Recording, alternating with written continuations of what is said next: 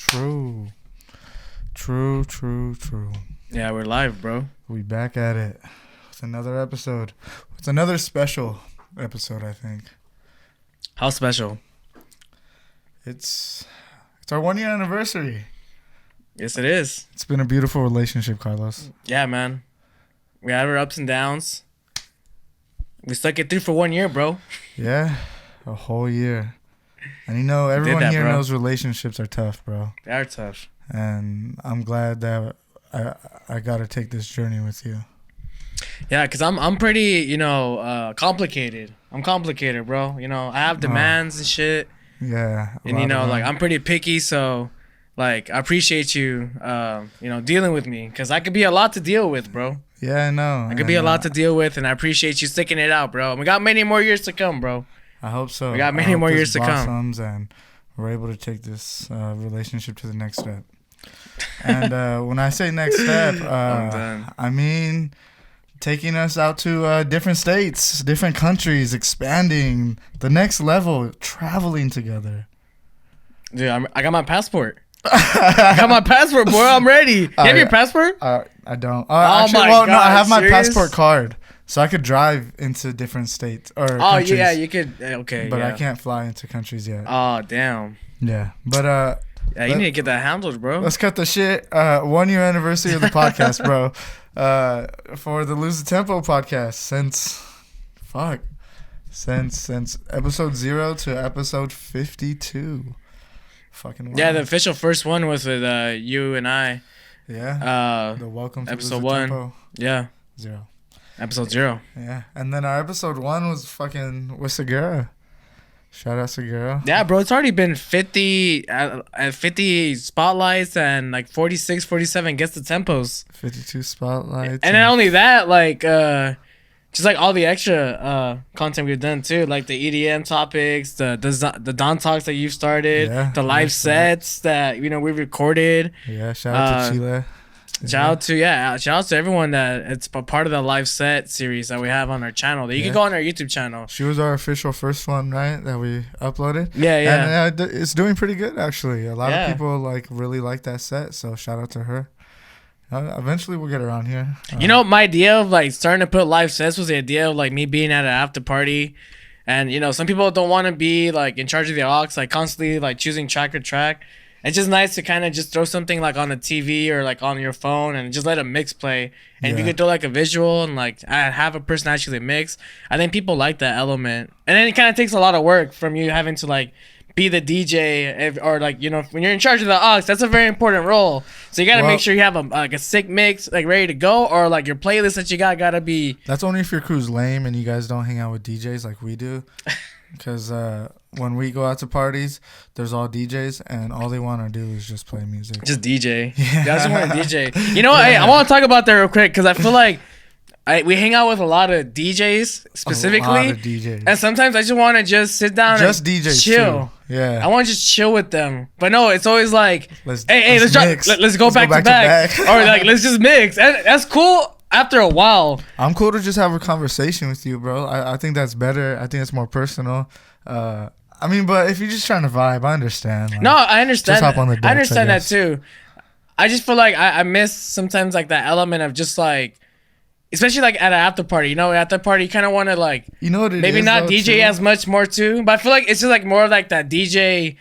It's part of that DJ ego. People it's just you always want to be DJ, being in charge of the music and put people on what you're on your grooves, on your vibes. I feel that's what it is. Just that DJ ego of hell yeah, decks, open decks right there. Let me too, because a lot of the DJs that I see that like to do that, they're relatively new. And when I say new, they're in their maybe third year. I still consider that kind of new. You're not new to mixing or anything like that, not what I'm saying, but still new to all the experiences, going to all these different after parties and stuff like that. But after you've been doing this shit for 10 years and every weekend is like that, you get to the point where it's nah, I'm cool to just chill and talk to people and mingle instead of having to be the center of, not attention, but the center of the music and having to move around and stuff, because it's draining. At a certain point, it's a little draining just to be DJing every weekend type shit. So I think it's for us.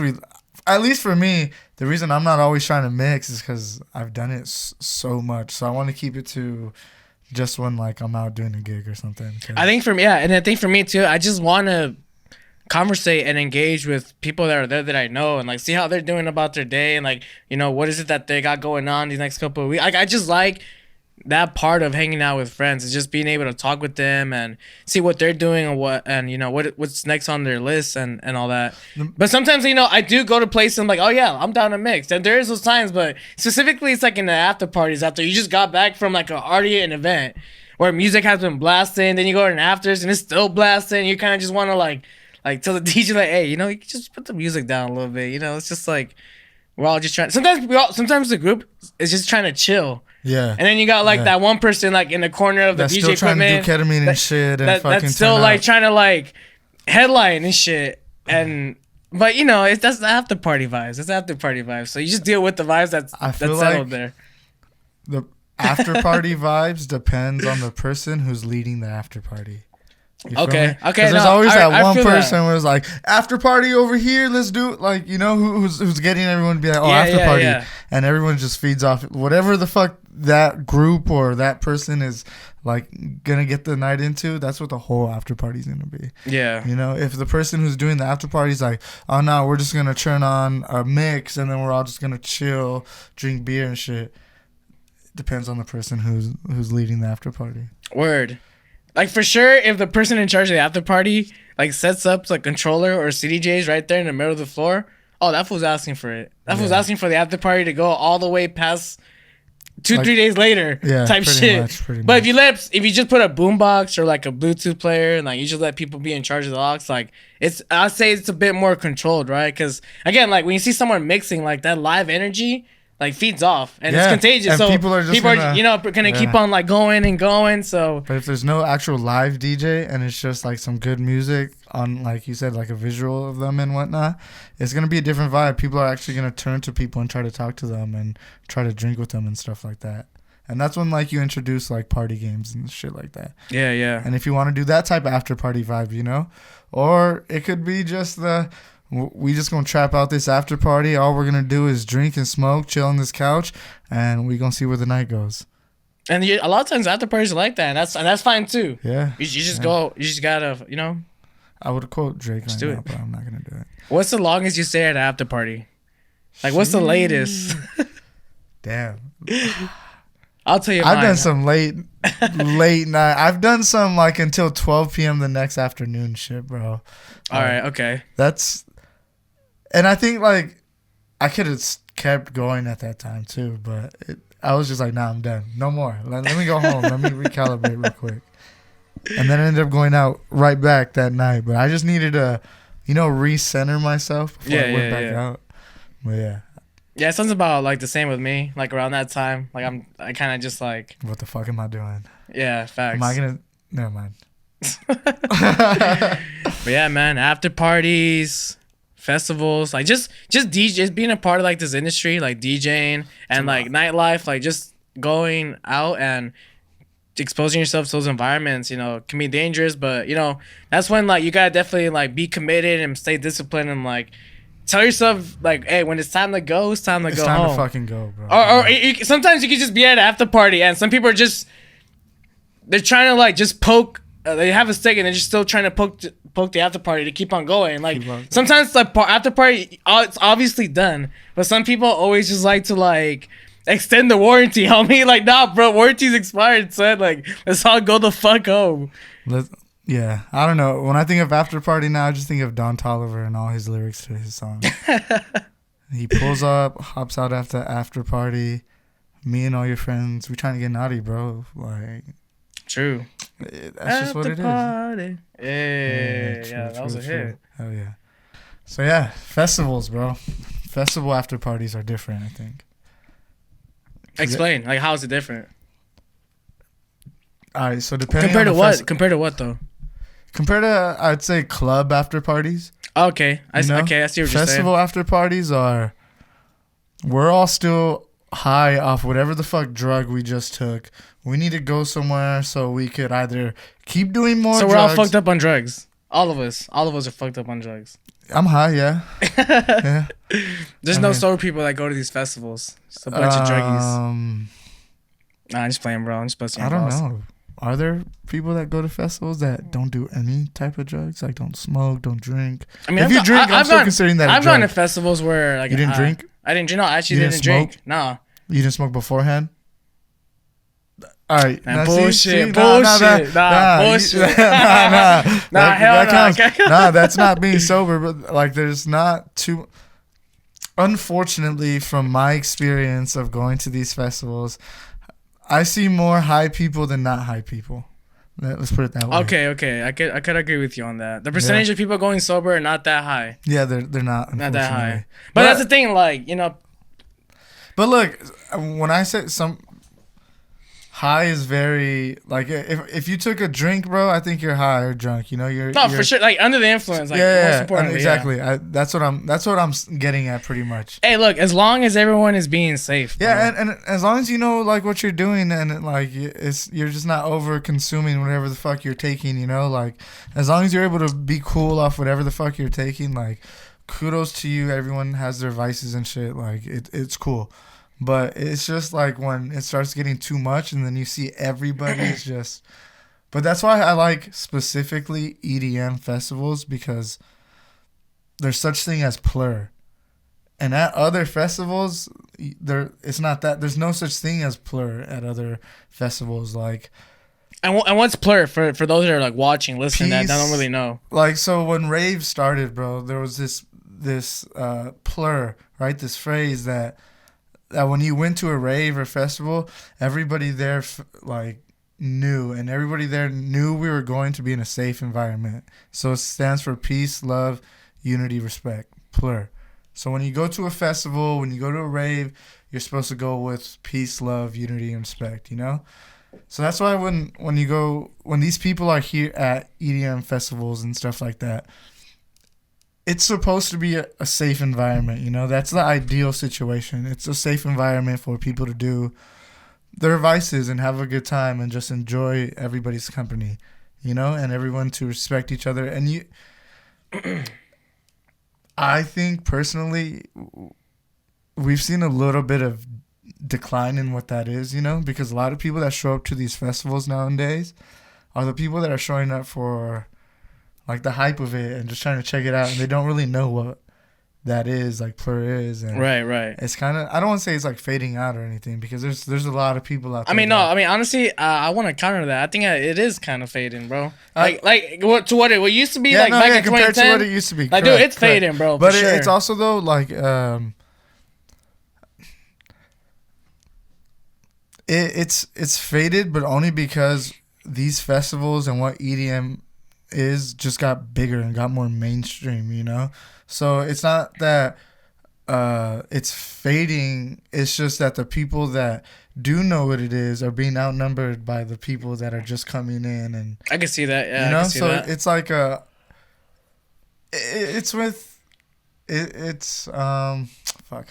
do I say? It's within the responsibility of the people that know what it is to pretty much like tell everybody else. Word. Right? And let everybody know like what the fuck PLUR is. Like people don't know the whole like bracelet unity shit, you know, like. And no one's obligated to learn PLUR like when they join a rave. Like don't like, you don't get it twisted, right? That's the foundation, right? Though, the foundation, you know? Yeah, for sure. And like I think if we could like divert a little more to that, these festivals would be a lot more fun and safe, I think. Because, and we're saying this post-pandemic, you know? So, like, we're seeing all these festivals happen. We're seeing how they get graded. And we're actually participating in going to these festivals. So we're actually seeing it firsthand, hearing it on the media, and actually able to, like, make our own opinions on this. And it's crazy because I think it's just post-pandemic right now is just kicking everybody's ass. Like the pandemic definitely kicked the festival's ass. Like especially because right now, like a lot of companies are not finding enough workers to staff their events and stuff like that. And you hear this at every festival, not just what just passed, like the Astro. We'll get to that right now, right? But like. A lot of like EDC, almost every Insomniac event that's happened since the pandemic's gone on, there's always reports of staff leaving and them being understaffed and very little staff being there and showing up. But that all plays a part in the pandemic, you know? So now we're getting to see, like, fuck, staff plays a big part. Oh, yeah. You know, and then, like, and the people attending these festivals play a really big part. Like, you got to understand when you go to a festival, like, you got to play your role, you know? You got to be safe for everyone else. You got to play by the rules so everyone else feels good. And when you don't, you get the extreme examples, like this unfortunate event that happened at Astrofest, you know? RIP to all the people that lost their life. But that's what happens when there's no such thing as a PLUR, when there's very low staff, when people don't know how to respect each other, you know, like you get the extreme and you fucking, it's like, it sucks, you know, like to see that shit. And like, I even expressed this before on this podcast. I don't really go to a lot of these festivals because I don't like big crowds pretty much. I've said it before. And you know, like, I got a prime example of one of my fears. And it sucks to see that shit because, like,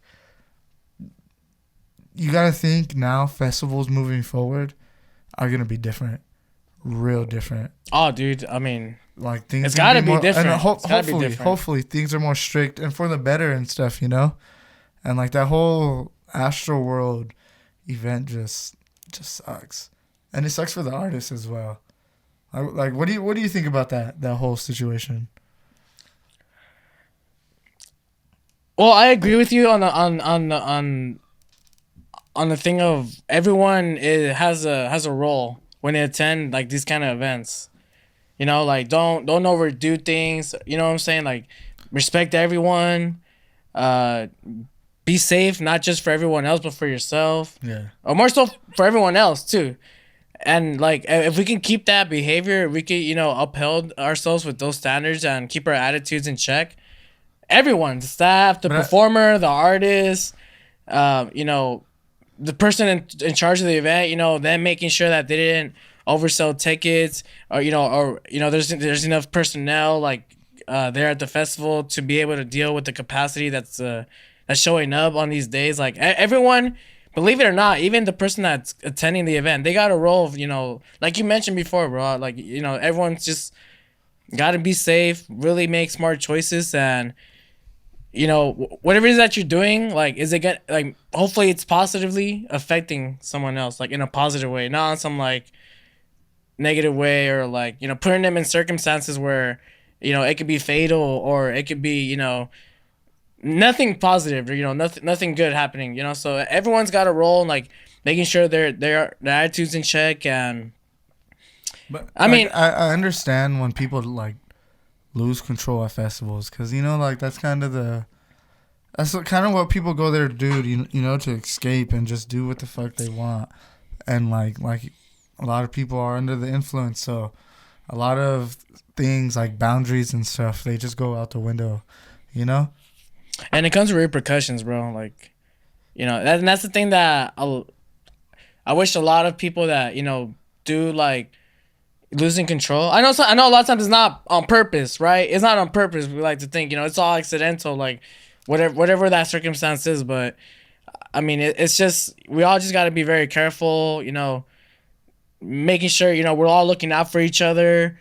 If you see something happening and somewhere else, like either stealing from somebody else or any personal fights breaking out, you know, like even not just like an Astrofest, like other festivals, like a shootout that happened like in Las Vegas, like just stuff like that, bro. Like, it's just, if we all put like good energy into the world, like, we can only just expect it to be all great vibes all around.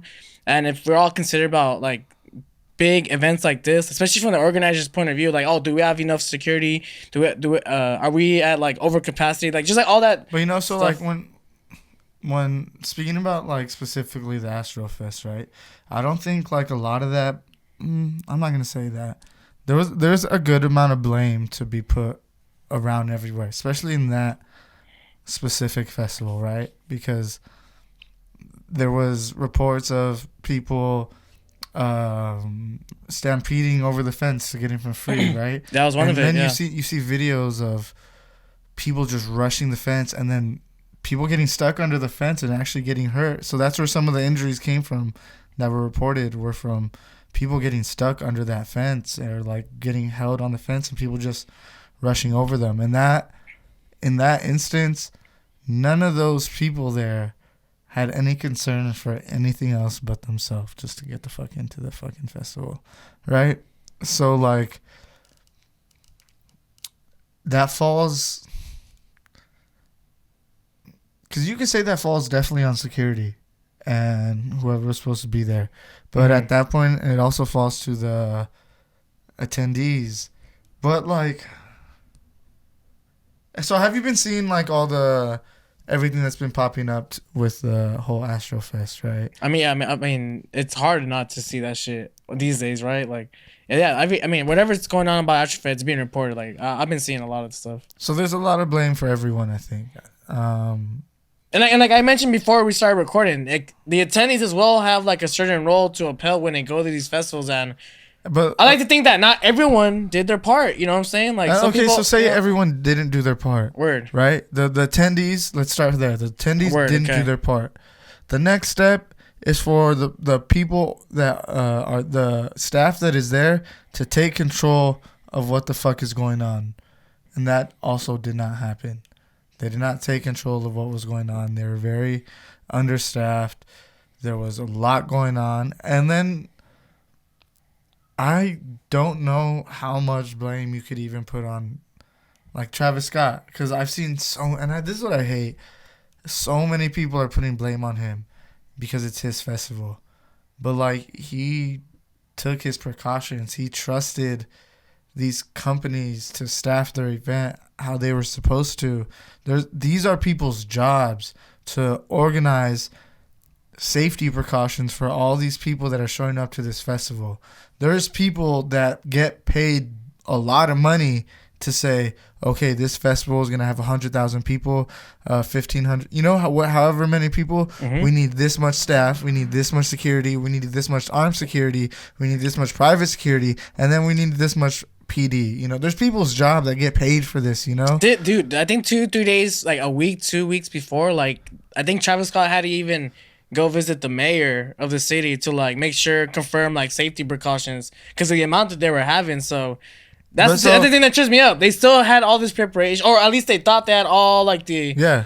Well, go ahead. Yeah, go ahead. So like, a lot of people are saying that there was a narrative going around saying this festival was oversold. That was not the case. That's not true. That's a false narrative. This venue was capable of holding, I believe, up to like 500,000 people or something like that. And the attendance was only up to, at max, 150,000 people to 200,000 people at max. But there's supposed to be multiple stages and stuff like that. Spread around all of that, it makes fucking sense. But I guess what these people didn't account for is the star power that Travis Scott is. So when Travis Scott is playing at Astrofest, where's everybody going to be at? At his fucking stage, bro. Like, and I think that's where a big... You think he should have had another bigger... another same level caliber artist like Travis, on the same time somewhere else? Maybe, yeah. I think that would have helped divide. I think that definitely would. See, and that thinking right there. A lot of people don't have that thinking of, oh, maybe we should have another big artist to separate the crowd, like that. As shitty as it sounds, whoever booked the lineup is at fault for this a little, because that could be a characteristic of what could have helped this situation better, But then like, you see all the advertising that happened pre Astroworld, which is Travis Scott putting out a bunch of promo of people rushing the gates at his past festivals and hopping the gates and stuff like that, and he's promoting that, but. And I could see how a lot of people would be like, no, he wants people to do this, Like, he's encouraging this. But you think he was just pushing that narrative to to express that he was pushing people his brand. Are like, yeah. No, he was pushing his brand. That's his brand, and like at a certain point, he was marketing, like, and his brand is rock star rapper. Mm-hmm. So he was portraying the rock star rapper life, like it's. And that's what like everyday people don't really see is that you got to separate the actual Travis Scott from the Travis Scott brand. That's marketing. That's all stuff that's supposed to make people feel like they want to go to his concert, and it fucking worked. Now staff and stuff like that is where they really fucked up, and this is where like I'm really like in. Most of the blame, I'd say, goes to the people that were supposed to formulate how staffing was supposed to be spread out and how many. That I think that's the biggest blame right here, and it also falls on from what I hear, was the Houston PD. Apparently, they only had like 70 officers there for the whole 150,000 people, bro, and like. Damn, dude. So really. Yeah, and then so, conspiracy theory time. Let's get a little fucking off the heavy hitting shit, right? Spark that blunt though. Oh hell yeah, let's do it. Conspiracy theory time, guys. So because of what I just said, there was only 70 armed police officers there, or police officers there for the event. A big blame goes to the Houston PD. For sure, bro. I feel that PD. Sorry to cut you off, but I feel like PD has power to go in there and be like, "Hey," I assume that PD has power to go in there and be like, "Hey, shut it off," or if not that, call other counties to help them out. Call other counties to help them out. Like, "Hey, bro, we look." In a situation like that, I think the worst thing to do would to be say, shut the festival off, stop performing, because that's gonna cause even more panic. So Travis Scott did the right thing. Keep performing, have people think that shit's all right. Because if they think shit's not all right, bro, that's even more panic. Okay. So you got to think about that shit too, right? Like, was stopping to just stop the festival mid-festival a good idea? That probably is not the best idea, period. So right. You got to factor that in too. But so what I was getting at, right? The Houston PD, because there's a lot of blame on them, there's this narrative that pops up. And this narrative that I'm about to say only pops up when police are being to blame for shit. So whenever any PD station feels like they're being pressured for something they did wrong, mysteriously a fucking narrative saying there was people poking people with drugs. And if that's the case, the PD... the police station, the Houston police station, gets lit off the hook because at that part, there's nothing they could have done for that, Mm-hmm. But that narrative only floats around when there's some type of blame on any police station. So if you go back to any festival or stuff like that and you hear that narrative, find out if the police stations are being looked at for blame, because then that narrative gets put in there. So like, it's a conspiracy theory, obviously, but it makes sense. It makes a lot of sense, because that whole theory, bro, that whole narrative that there's people in the crowd poking people with drugs and AIDS and shit like that, that narrative's been going on since like the 90s raves and early 2000 raves, bro. Like, I remember that shit. Right? And I'm just like, come on. Like, that's just... It's a narrative that's just trying to get the blame put off of someone else, I don't like that shit at all, period. But, yeah, it's crazy, right? To think about that. What the fuck? Yeah, conspiracy theories, bro. I listened to too many people. Yeah, it was just very unfortunate what happened.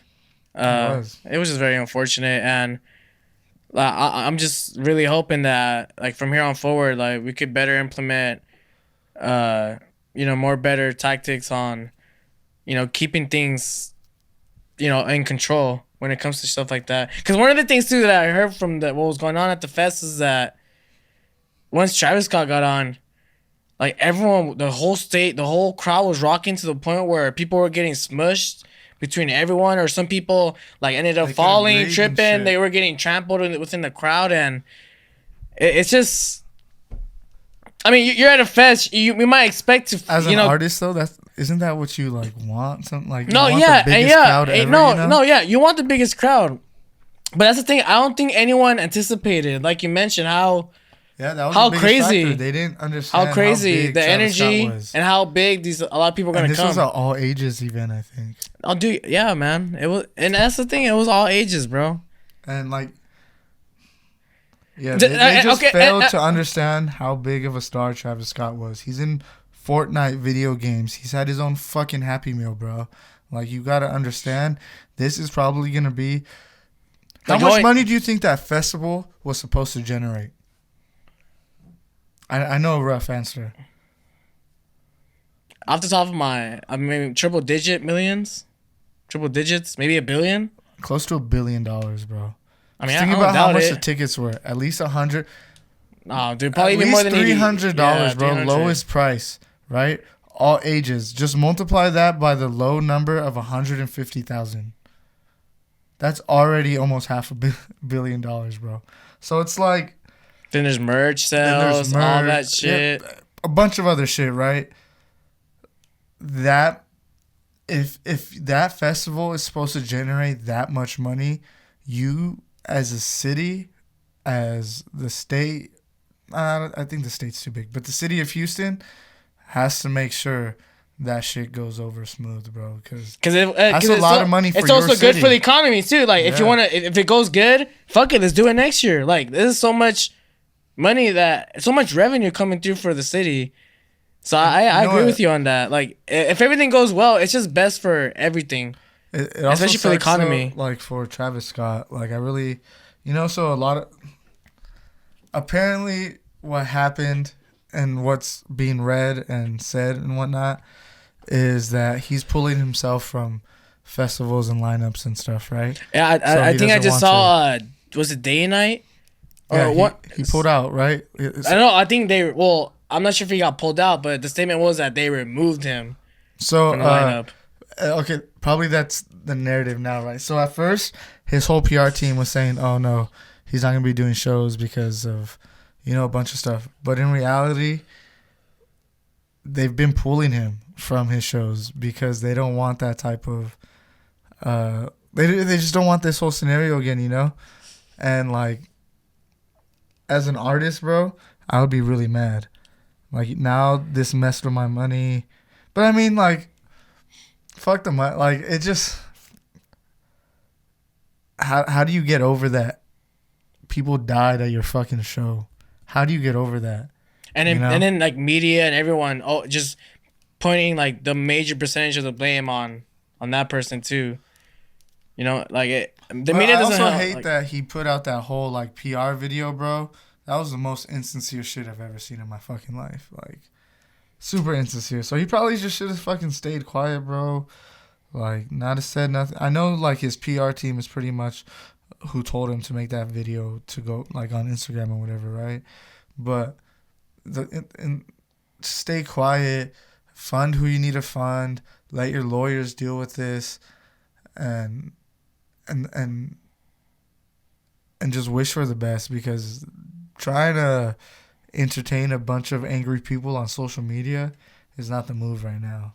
Especially because it's just literally you just did that for social media, and that's some bullshit, So like I can see where people like have a very bad taste in their mouth for him, but he's not the sole blame. Like he's fucked up for other reasons, bro. Don't put blame on him. There's a lot of other people to blame. I think like.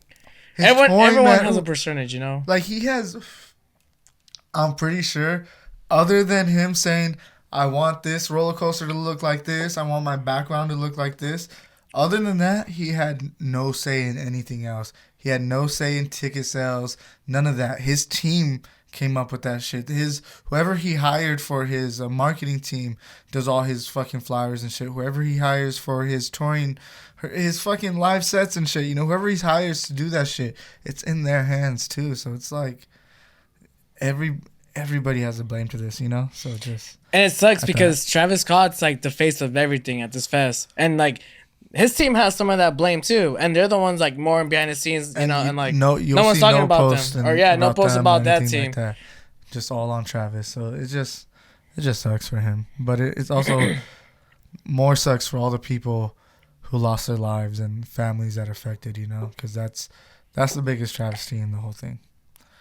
But yeah, let's divert off that shit real quick and go on to new shows. Get off festivals, shows. What do we have coming up? For new shows like that we're going to or we're playing? Playing. So I got 2 shows that I'm playing.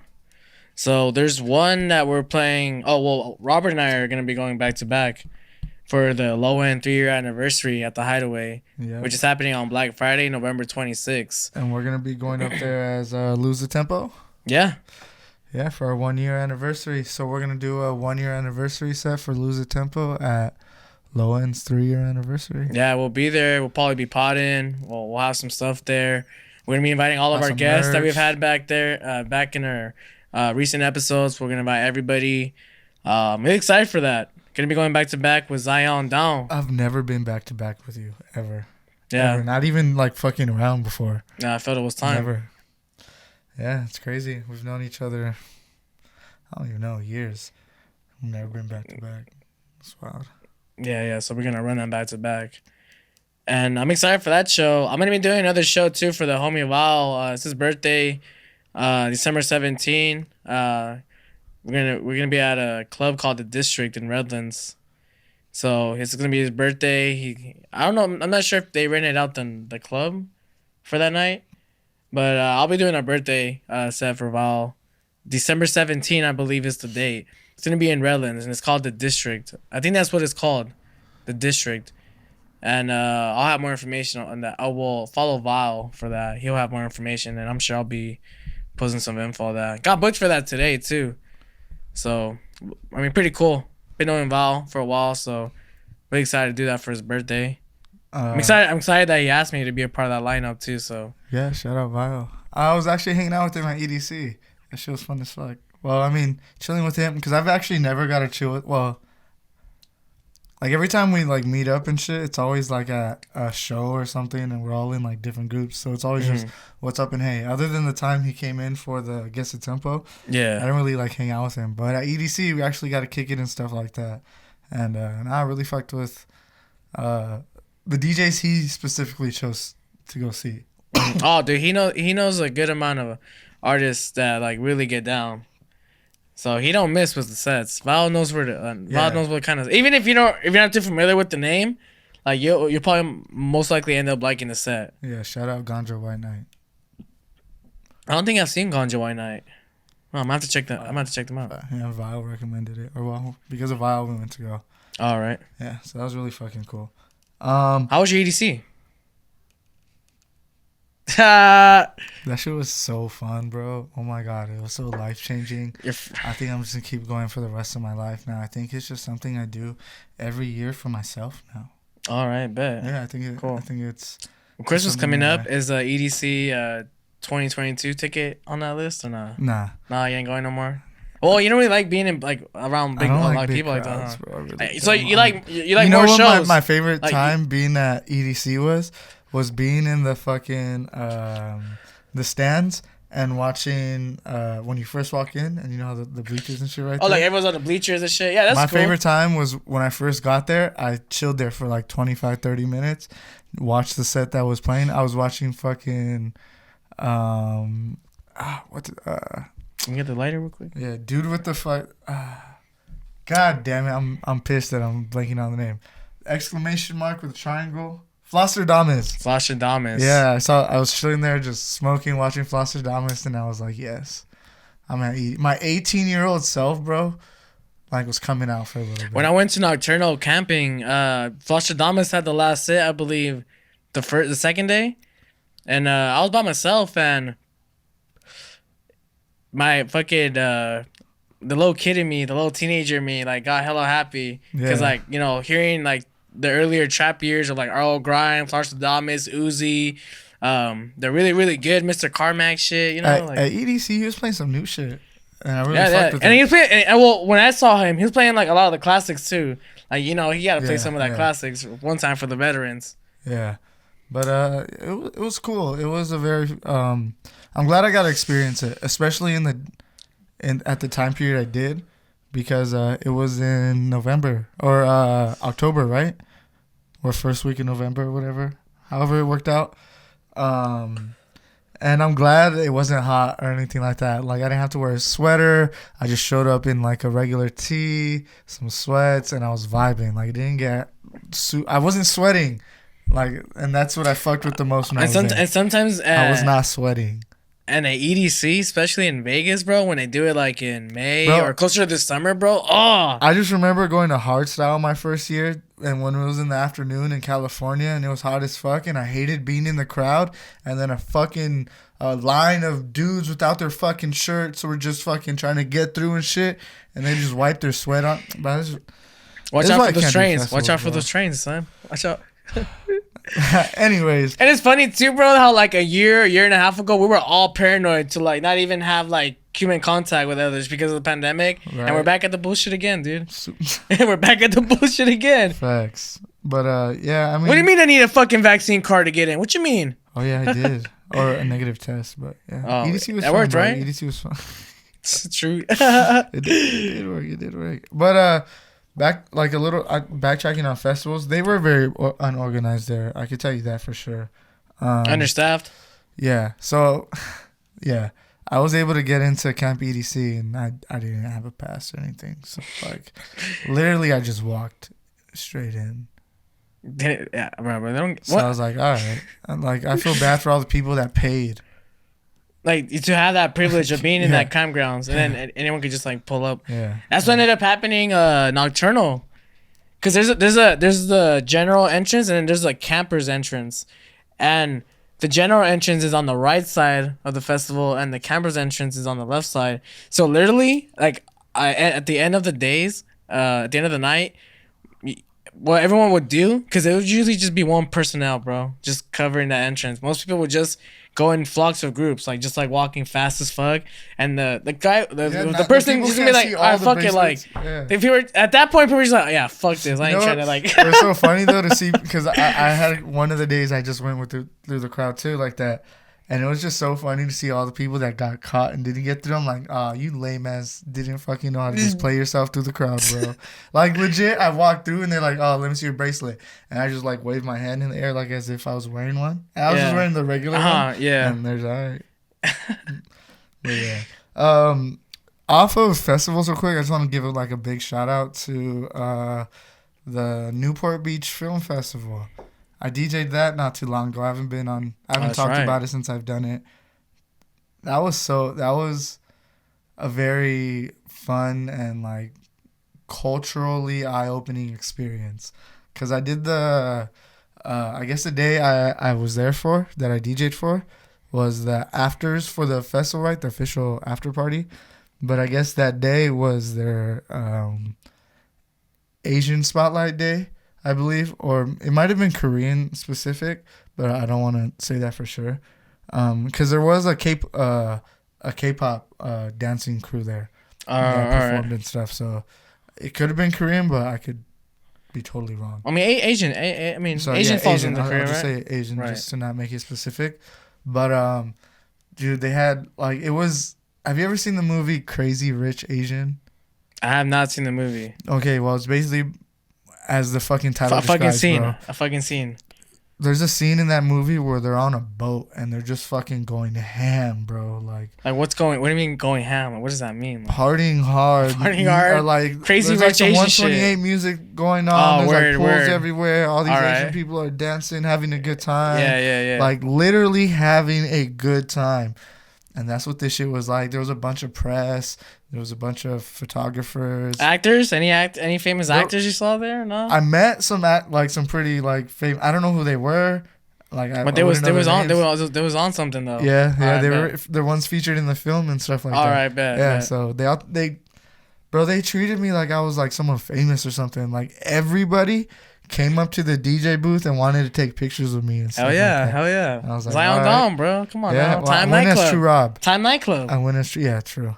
True. It was at Times Nightclub, bro. That venue is fucking awesome. Hey, honestly, not everyone. I'm gonna just say it like this: not everyone can and gets to DJ Time Nightclub. Yeah, and it's a nice location. It's a fucking amazing venue, bro. It's a nice location. Yeah, and what's it called?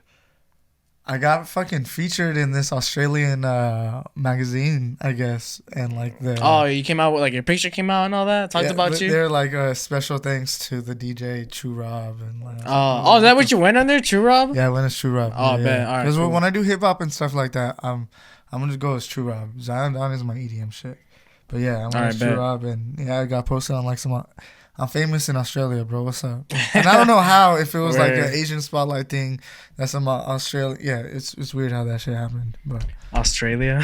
Yeah, bro. I guess we about to go. Oh, man. I will honestly, fuck, dude. If I got booked for Australia, man. That'd be so wild, huh? Well, the thing is that, like, dude, they fucking got, like, all these crazy ass, like, poisonous, venomous, like, yeah, bro. We're going to be in the club, bro. We're not going to be in, like, the bayou or anything like that, bro. We'll be good. I mean, I don't know. Maybe we get booked in the bayou. You feel me? And like shit, you know. Damn, imagine DJing in a jungle in Australia.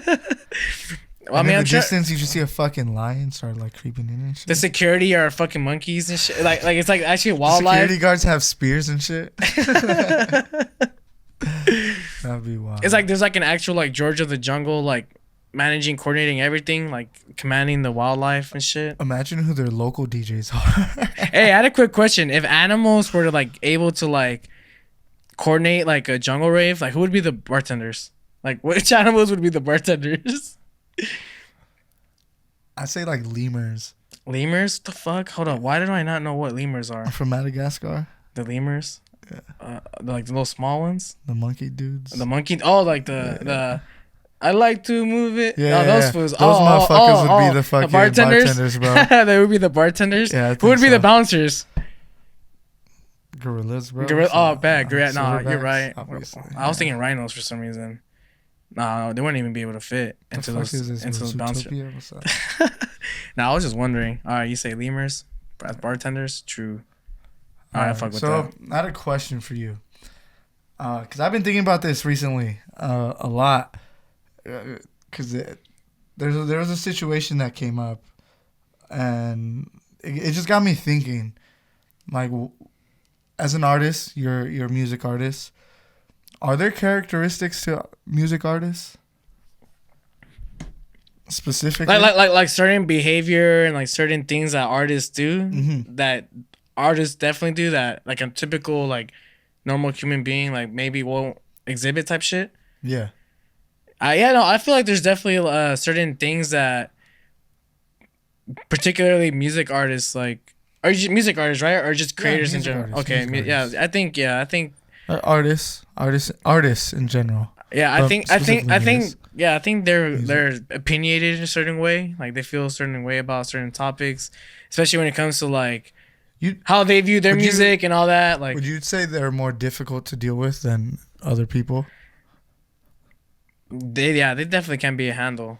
So sure. I know I had brought this up because we had a conversation about something adjacent to this yesterday, and I brought up that music artists or people that choose the artist route, their perspective is different than someone that chose a work 9-to-5 life, right? Because when you're in the working industry, working 9 to 5, you wake up at a certain time, you go into your work environment where you have to please kind of everyone in your work environment. You got to act in a certain manner, and you got to show up, do your work, treat everyone almost equal. Well, when you're at work, there's somewhat of a hierarchy, right? With like supervisors, regular staff, boss, managers, and stuff like that, right?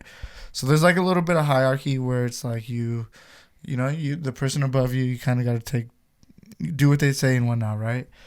But for the most part, you're pleasing, and you have to be more generous to others because there's customers and stuff like that, right? But someone who's an artist, they necessarily don't go out in the public and deal with all those scenarios, and they don't necessarily have to be nice to all these people because when they're working on their art, For the most part, most artists work alone, you know, like painters, EDM producers that work off their laptop and stuff, right? They do this shit alone. So they're not really like going out there trying to please people. So for artists, it's more them when they go out into the world, they're not trying to please people. They think, in my perspective, I think artists have the thing where it's like, I do something good better than most people. So like, I don't have to please you. I don't have to please anybody. I just have to work on my craft because it's good, and everything else is whatever because I just want to focus on my craft. So they're not really focused on like taking criticism from people first or like trying to please other people, right? Mm-hmm. So I think for me, when I think characteristics of an artist, it's they don't have a sense of they want to please everyone. That's what I see. And I just see artists as difficult of deal with. Like they're like not everyone, all artists are difficult, but they have a different set of rules they live by than everyone else, you know? Like what kind of rules are we like looking at? Like for those that are kind of want to hear more in depth about what you're okay, so about, like right? I do artist management, right? And I've been like offered to like manage other people and stuff like that. And I really got to take into account like who they are as a person, what they act like, and like how do I, as a manager, I feel like it's my responsibility to take whatever characteristic an artist doesn't have and try to help them portray it or help them portray it. So say like let's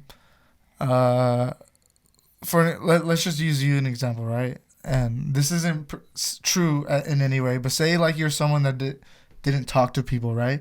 You're someone that just goes to your room or wherever, produces, wants to upload your music.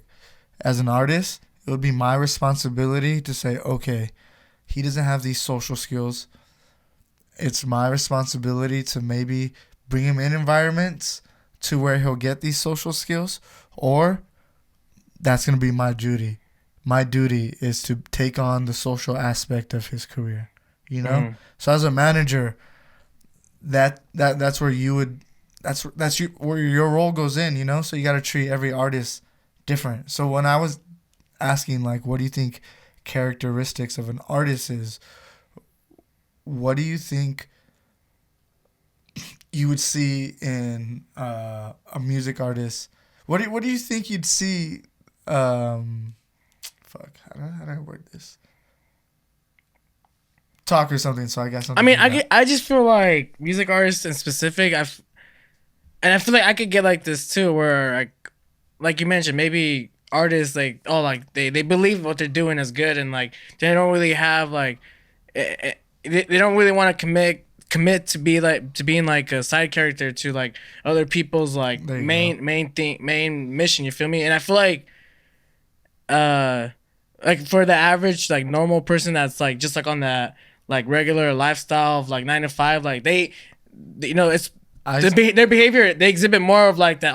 They'll spare more time to be considerate of like the people around them and like and be more like, okay, yeah, like what's going on with you, like how can I help you, like, or you know what I'm saying, whether it's emotional, goal wise, or financial, you know what I'm saying, like. And I feel like artists, they're not really music artists, sometimes they're not like that. They're not considerate about like others, or like maybe like their emotions, or like the way they sometimes talk. I see. Maybe sometimes talk down, or like more aggressive. You know what I'm aggressive, and that's what I see when I see in a lot of music artists specifically.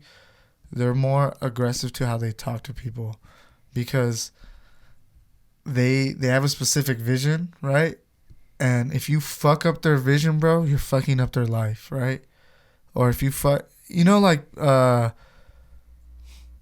forgot where I was going with this again. But say for you specifically, right?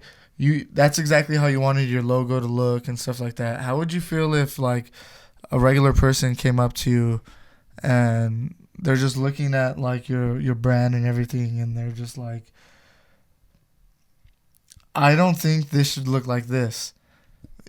you would have this weird misperception in your head, and like, why should I listen to whatever the fuck you have to say about my brand, right? And I'm saying that's an aggressive way of saying it. I get what you're saying. But that's something that would cross through your head, right? Mm-hmm. When a normal person, not a normal person, but someone that was living the 9-to-5 life, if someone came into their whatever they were doing and said, "Oh, I don't think you should be doing it like this," 9 times out of 10 they take it into consideration and then like, you know, try to please, you know. And I don't see that in a lot of music artists because they have a specific vision and they don't care for anything else besides their specific vision.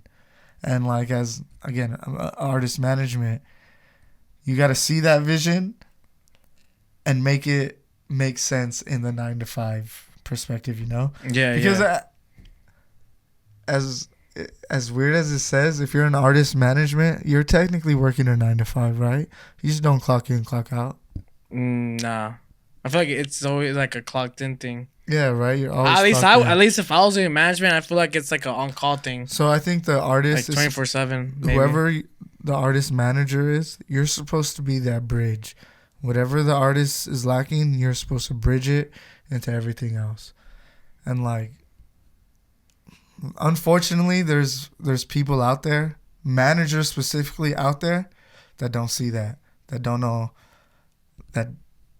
how to handle artists, bro. Like, it's just unfortunate. I've came across, and so this whole question was to like lead into this direction of me meeting other artists, managers, and stuff like that. Make sure you guys are picky on who you choose to manage you, and like understand, like, don't take whatever your manager is saying too much to heart either, because some of these people don't know what the fuck they're doing, and some of these people aren't considerate. Some of these people are gonna see like whatever your talent is, whatever they see in you, right, and they're gonna use you to their advantage as well. So just be careful with who you choose as your manager and who you choose to represent you, because I've seen it to where these people just want to use these artists, and it sucks. It fucking sucks. So just be real picky on that shit. If you see, without having a manager, you see some type of traction in yourself, take a step back. Don't lean into the first person that says, "Let me manage you," and shit like that, because you could definitely that could be a main reason why your career doesn't go the way it goes, you know? Just picking the wrong people to be around you. So watch out for that shit. But yeah, definitely where I was going with artist management, or with that question, artist characteristics.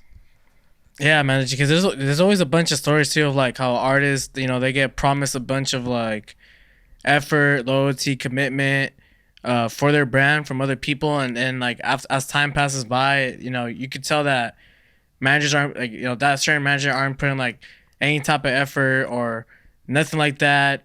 More so just worried on other things, and next thing you know, like, there's just like that, like, how would I say this? It's just like that energy between the two that, like, you know, you don't want ultimately, but it's just shit, like, as time passes by, you know, managers and even artists too, like, they end up just like not being involved with each other anymore. Like, artists starting to say, "Oh, manager's not doing too much," or the manager's probably like, "Oh, you as an artist not doing too much," or whatever, or "You're not capable," or after these months I've realized like you're not capable of like like withholding like the duties of you as an artist. Like, there's just so much back and forth. Like, and like I've met a lot of artists and a lot of managers that have been dropped or have like dropped out of their management, and like there's always like some bunch of shit of like, "Oh yeah, like I don't manage this artist anymore because of this," or, "Oh, this person doesn't manage me anymore because of this." Like, it's just and you gotta so many things. Like, your main manager has to be someone you click with, because that's someone you have to be conversating on a daily, a lot, and there's gonna be a lot of intense conversations and stuff like that. So like, when you're choosing your manager, make sure there's not too much conflicting interests there, you know? Like, you don't want your mom as your manager, you know? As bad as that sounds to say, like, That's some shit you don't want because they're too close to you.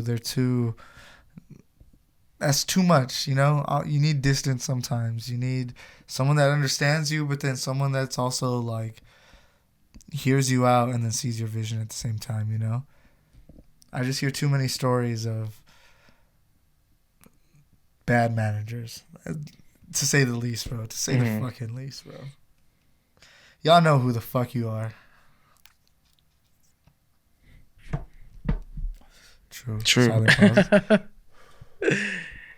But yeah, 1 year anniversary, bro. Hey, maybe Lose the Temple might have to be its own management agency later on.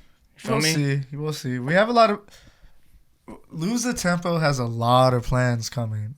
A lot. You got... So within this next year...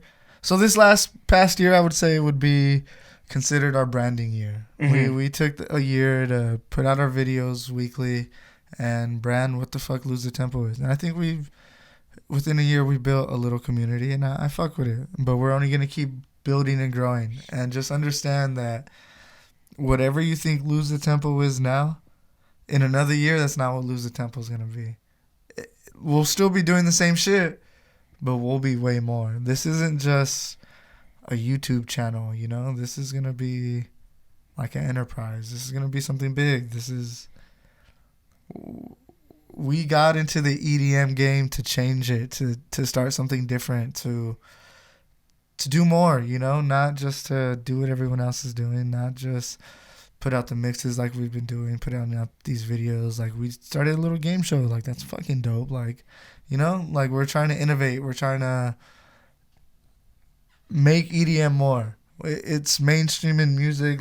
Why not make it mainstream in other aspects too, you know? So facts. That's our mindset. That's what we're leading to. So just within the next year, look out. And the next couple months too, because we plan on getting some pretty dope artists up here. Like, that's our main focus too. Well, I know we've been talking about it a lot. Getting a lot of more producers on here. So yeah, we definitely want to get a lot more producers that we really fuck with. And a lot of people have been hitting us up to be on the fucking show too, bro. Like, everyone's trying to tackle the Tempo Challenge, bro. I know. Everyone's trying to be the champion. I feel bad because everyone's like, no, I got this. No, I'm gonna do. I've been practicing. Yeah, no, I got this. And then Yeah, but shout out Dubsex. So he almost became champion, bro. Yeah. So close. He just missed. Yeah, he just missed one, bro. And I was about to give him. I had that bonus track ready to go too, son. Well, yeah. Yeah. Hey, but him and who was the other person as well? We just had. No, the one that did as just as well as Dubsex. There was Dubsex. Oh, Corey Bones. Yeah, he was the one that did pretty well as well. So. I think there was one more person that got 5. God, we have already done a lot. Well, shit, man, it's a lot of episodes. Like, when you think about all the work, all the time that we've met here and like had guests come through, like, we've already had more than 50 spotlights, more than 45. I'd say 40 guests at Tempos. I'd say we'd have at least 40 guests because some of those episodes are just me and you. So we've had at least 40 guests. Word, yeah. This fucking spotlight. That's fucking crazy to think about. 40 fucking. God damn. And we're just about to get so many more. So I'm ready for that. I want to expand into more producers. And I want to get more people that do visuals. That's interesting to me. Cause I wonder how long it took them to learn all that shit, you know? Because that shit's hard as fuck. But I know also, though, like, we were talking about this before. And you said you seen some post on Facebook. Explain what that post was. Oh, yeah, it was on Facebook. Because I want to touch someone was so this all has to talk. This is all. I guess the whole thing was diversity on lineups, and I think there was is it important, like, the gender of the person that made this post? Does it matter? Do I just say this person? Does that matter? Like, or no? I guess not. No, well, okay, yeah, because it doesn't matter, right? At least in what I'm gonna get into, like, this person on Facebook was like, and it could have been either a girl or a guy. It says or non-binary, right nowadays. It's crazy to me how most of these festival lineups are most of the times like 95% more so white males, and there's not that many women. and I'm just like, and well, at first I'm just like, okay, I agree with you. Like a lot of these festival lineups, like they do have a lot of male producers, but also too, like it's a, like the way I see it too, it was more like there's more male producers than there is, I would say, women producers. For, of a scale of like what I'm seeing when every time I'm like going on SoundCloud or I'm checking out communities and seeing who's producing, right? So like in a sense, it's like, yeah, you're gonna see more lineups where it's a bit more male, in an industry where it's more male dominant, I would say, especially with like music producer and everything. So it's more so when I think of talent getting booked, like I feel like, at least for me, I perceive it as like these people are getting booked because of their talent. So no, it's nevertheless like, oh, it's because they're white or they're a person of color or they're non-binary black or transgender Hispanic. You know, like I've always just felt like the people that are getting booked for these lineups, like they're getting booked for off of their talent. And it's also like a lot of times too, like if someone's trying to put a blame on like the like what gets put on the lineups, like, you know, a lot of times these agencies are just determining like certain acts just go on festivals. So I don't know. I just feel like that's just like, I feel like just like a one-sided perception of like how they see like diversity on lineups, because they're just thinking that, oh, like look at all these males that just on the lineup, but they're not really seeing that, oh well, if you actually like pay attention to a lot of these male producers, like they're putting in a lot of work, and like I'm not saying a lot of these women producers are not putting in work, but obviously like it's a male dominant industry and like it's so saturated by males, so you're gonna obviously you got a lot of people that are males, like cranking out a bunch of records, and a lot of those records are gonna be, you know, popping, or if it's not records, there's just a lot of males in this industry that are gonna be doing stuff, and it's gonna take some time for so we see more women, especially like people of color, minorities in the lineups, because I've always felt like it's just always been more so like a white male dominant industry, and more so like how I was seeing another post too, like a lot of people were saying that, oh, we need more people of color in the lineup, like, and I agree too. So and like I feel like that does like also to have to do with like agencies, just like, again, that's the thing too, like it's a lot to talk about, because I think because it's really just the agency saying like, okay, like I believe in this person. But I don't know, it's like, let me ask you this. This question might seem unrelated, but it's definitely related. Do you think math is racist? I don't think it's ever came off racist to me. Like I've always just seen it as like math. You feel me? There's this new thing going around, like saying that traditional math is racist or statistics is racist, because once you do the math and you see these statistics, they usually lean towards like racist, whatever statistic it is, they'll have a low percentage on color, whatever it is, you know? Okay. So like a lot of these festivals on their booking, a lot of these people that are getting booked specifically in lineups in the USA and stuff, right? They got to see the demographic of where these people are coming from. So say let's go to a big name real quick. Let's go Excision, right? Okay, yeah, let's go with Excision. What's his demographic? I mean, just to put it in terms, bass heads. Mm-hmm. Okay, like let's just say in America, like who are the bass heads? Statistically, and this is where people say statistics and math is racist.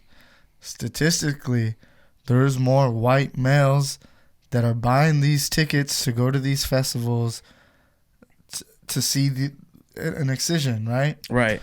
So doesn't it make more sense statistically to book more like white, you know, whatever makes sense? Mm-hmm, yeah. So statistically, maybe in this lineup, a male white dominant lineup is statistically what makes sense to sell whatever they need to sell, right? Tickets, whatever. Right. And then you gotta think. So say at an Excision show, and there's like 5 people on the lineup. Do you think he's gonna put a female there just because she's a female and that has no relationship to his crowd whatsoever?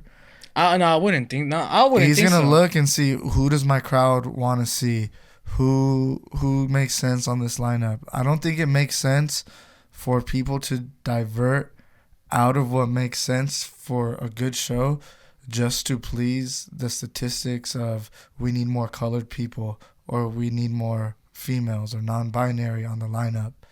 I think whatever makes sense for the crowd you're pulling in, then do it, you know? Like, everybody has their demographic, you know? Mm-hmm.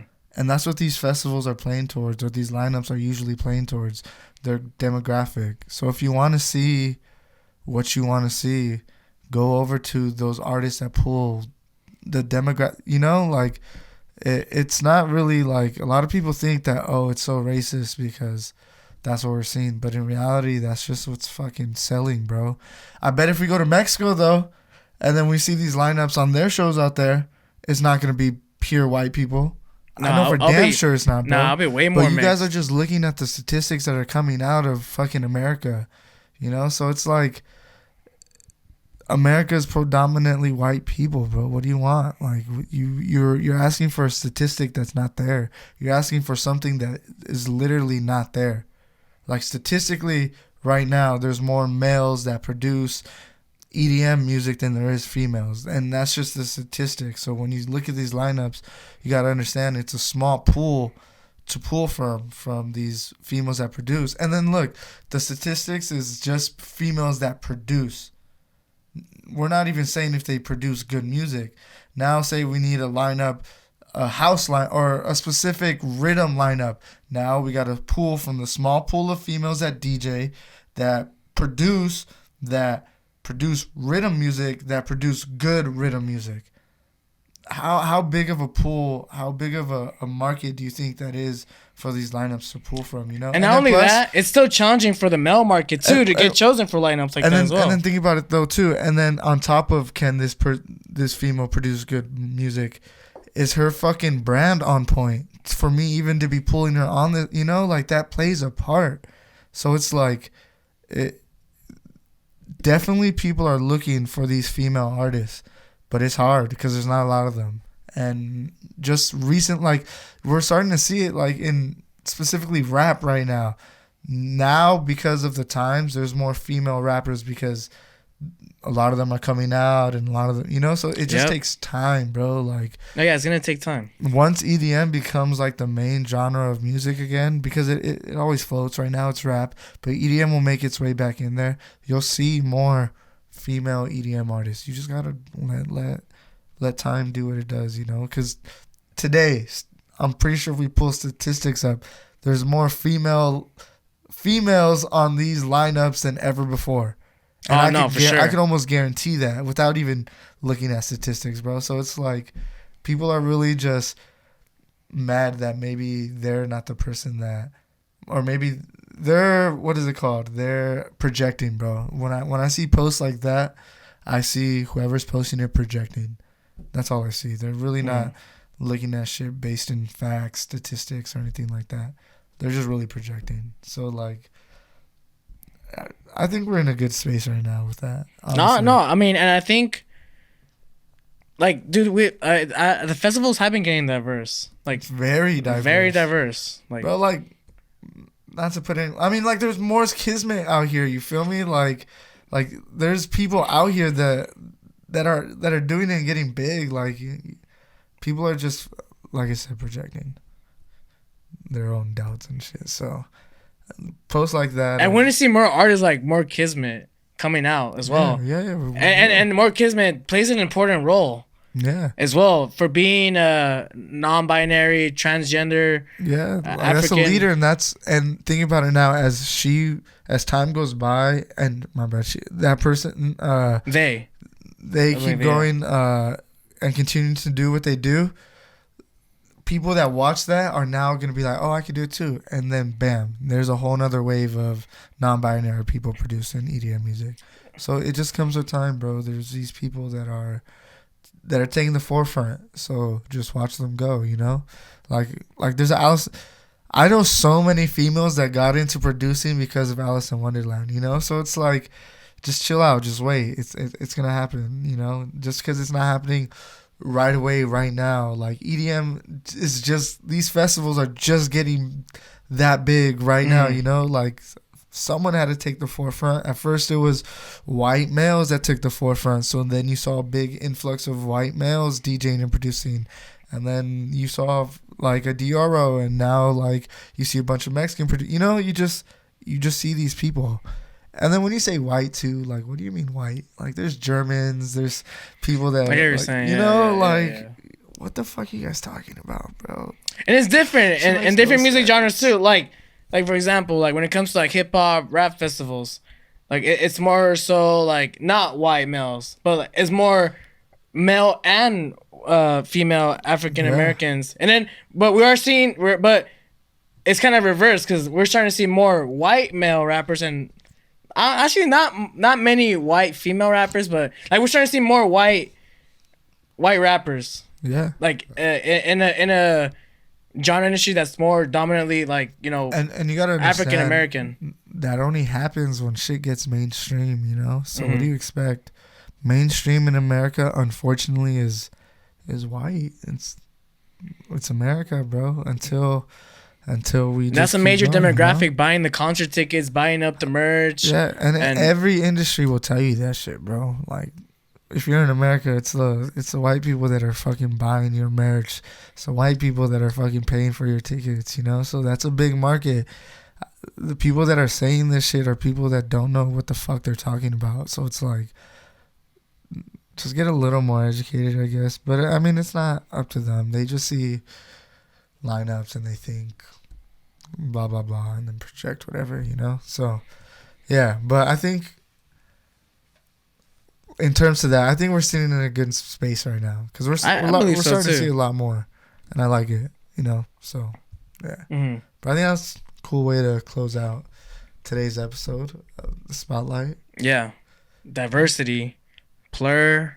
And support us, bro. We're like, piggyback off of that, we're a fucking company of colored, bro. Come on, support colored businesses, bro. La Raza, bro. What's up? Shut your ass up, bro. You're about to say La Onda and shit. You're about to pull out an apple. You're ready to die, carnal. That's why we only drink Modelos out here, bro. Come on.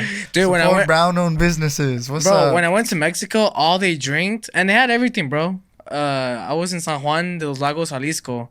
Maybe it's just a Jalisco thing, because I went to Guanajuato, and it's a different state. They were drinking something different. Yeah. But dude, they really like Coronas over there. I believe it. And I'm not really a big. I used to be a big fan of Coronas, but I'm dead. Nah, hell yeah. But yeah, maybe we should start like supporting that more. No. What? The fact that we're of colored. No, you dude. Think that makes sense? Like. Look, I'm not the kind of person to be like, oh, support us because we're colored, but it's good that we're doing it, and the fact that we are colored, because it gives hope. It gives hope to people that are our ethnicity, and they can be like, oh, well, look, it's not just your typical, like, stereotypical race, like, doing these kinds of things. When you think of, like, because we're in a sense, like, what you're seeing right now, it's like coverage on topics. And a lot of times when you think of topics of coverage, you think of news reporters. Yeah. And we think of like news reporters, especially like in America where we're from, it's more so white. Like white Americans, you know what I'm saying? So nowadays, it's not really. I see a lot of news. They have to diversify their shit because. Oh well, nowadays, yeah. But like, it's just weird. Like, we are right, but because of the way I grew up in a military family for half my life, right? Like, I always thought of myself as American and I never saw myself different from white, like ever. I don't know why. And it's not until recently and I seen that all the like media and stuff. Honestly, I started seeing it more once Trump got into office. Like that time, like that's when I started seeing it. I was like, whoa, I thought we were the same. Like, but I mean, I guess it's yeah, no, I guess it's cool to say we're Mexican and we're doing this, you know. Or shout out to all my Mexican people that are out here. Shout out to all the Latinos. Hell yeah. More importantly, yeah. Salvadoreñas, Colombianas, all the Añas. all of them. Beautiful. All the Latinx people, bro. We love y'all. Facts. Oh, that's what it is nowadays, right? Latinx. Yeah, Latinx people. Shout out. Big shout out to them. Big shout out to the millennials and Gen Z, right? Gen Z. Know, bro. I don't even know. All right, go ahead and close this out in Spanish. Nah, fuck that. All right, muchas gracias para venir a Luz de Tempo. Skrillex es todo.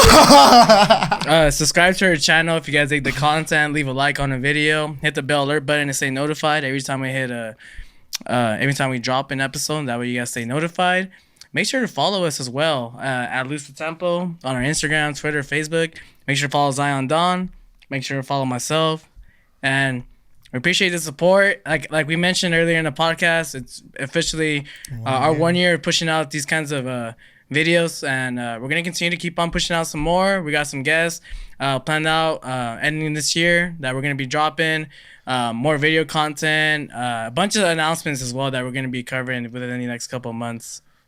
Near future as well, like the next couple of weeks. So stay tuned. We'll be back for another new episode of the Spotlight. And any last words, Robert? We good?